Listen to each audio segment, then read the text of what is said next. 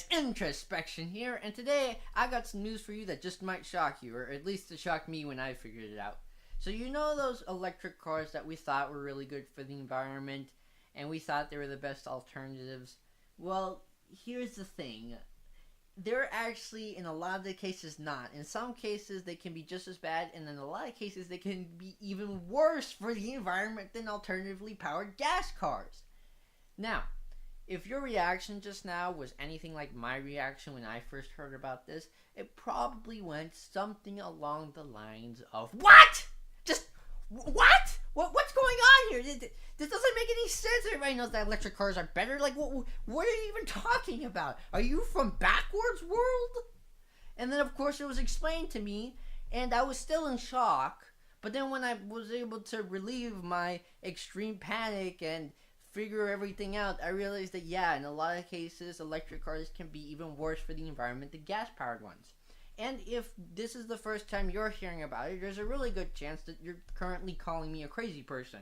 But just stick with me through the video, and you can see how this can be the case. So the first thing you need to consider is fuel.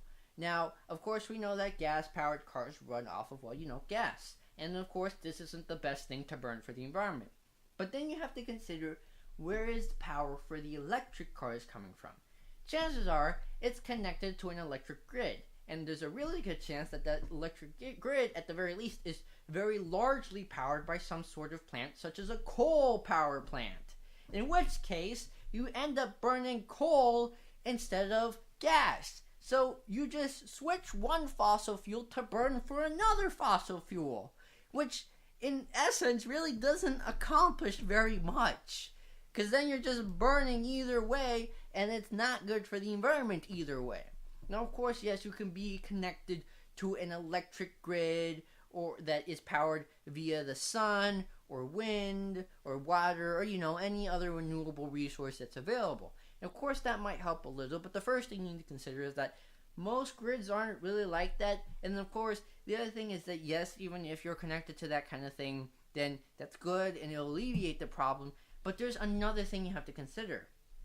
A lot of the pollution that's caused by cars isn't always while they're driving. Of course, yes, it does create a lot of pollution while it's driving. But then the other thing that causes pollution from cars is the actual construction. You have to mine the materials, and you got to put the thing together, and that all takes a fairly large strain on the environment. Now, if you take two similarly build cars, similar size, similar shape, more or less, then they're going to take the similar amount of strain on the environment, except for one crucial part. The electric car has something that the gas car does not. The electric car has batteries, and these things take a huge strain on the environment. It's just not the best thing for the environment. So let's lay out everything I've mentioned in a chart here just to see how everything sort of adds up. So first we gotta consider fuel. We know that the gas cars run on gas cars, and electric cars essentially, more often than not, run on coal. So, fuel, bad for the environment. Then we gotta consider construction. Again, you have to get the metal to build the frame, and then the other parts. So then both add up to be just about as equally as bad for the environment. But then you realize that the electric car needs a battery. So then it's even more bad for the environment. So in this case, the electric car ends up even being worse for the environment than the gas car. Now, if you're still here because you've decided to listen through this, and now you realize, oh yeah, electric cars could actually be a lot worse, then there's a good chance that now you're like, well, what am I supposed to do? I still need a car to get from point A to point B, and public transportation is not exactly the most doable option for me given where I live and my schedule and whatnot. So then you're probably like, well, am I doomed to just be a terrible thing for the environment? Well, here's the thing. There are actually things that you can do that's better than going out and getting an electric car. Now, the first thing you need to do is just maintain your car. And just like a lot of the other tips, this tip is one that even if you don't care about the environment, which, again, if you care about yourself, you probably should care about the environment, but even if you don't, you should still maintain your car.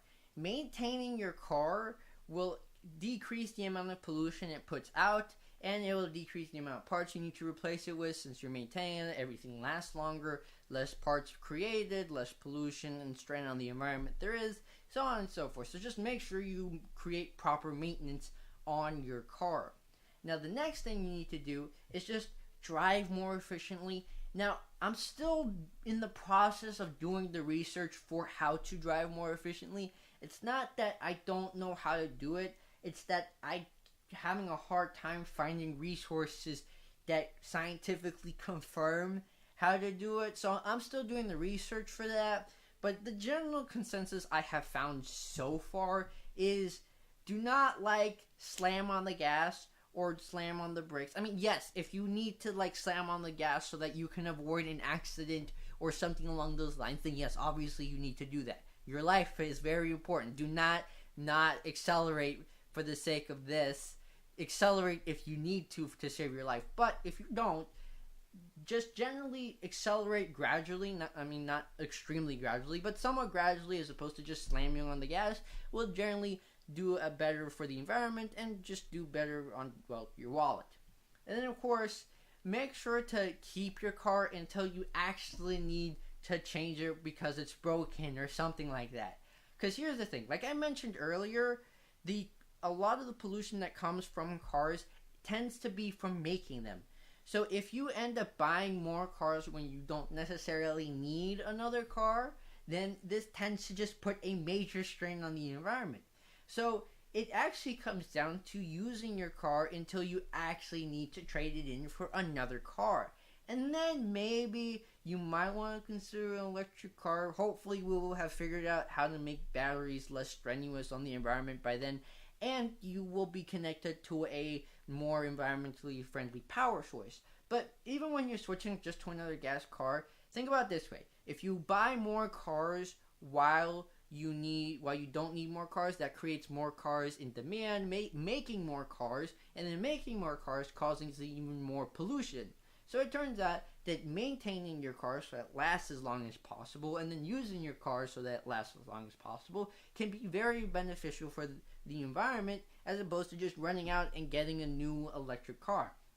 And it's funny, because if you've watched my previous video, you know, or one of my previous videos, the car buying video, I'll link down to that in the description below, you will know that one of the cars that I suggested is a truck. And one of my viewers said, oh, well, that's a truck. I thought you were pro-environment. I thought you wanted less pollution in the world. Why would you suggest a truck? Well, you know, believe it or not, if you have a truck, then yeah, it's best to continue to use it. But like I mentioned earlier, finding ways to drive fuel efficiently can greatly increase your gas economy. So even with a truck, you can still drive in a way that puts minimal strain on the environment. So just keep that in mind, that if you have a car, it's probably best to use it until, for whatever reason, you actually need to trade it in, so that you don't create more demand, and just drive more fuel efficiently and maintain it. All of these three things are just generally things that even if you don't care about the environment, which again you should, but even if you don't, you probably should still be doing, just for your own benefit, if nothing else. Alright guys, that is it for the video. If you have anything else, maybe other resources on electric cars or driving tips or anything along those lines, go ahead and leave it in the comment section down below. Otherwise, make sure to hit that subscribe button and that bell button to catch my video in the next 2 weeks. Until then, hear nothing and listen to all. Bye guys!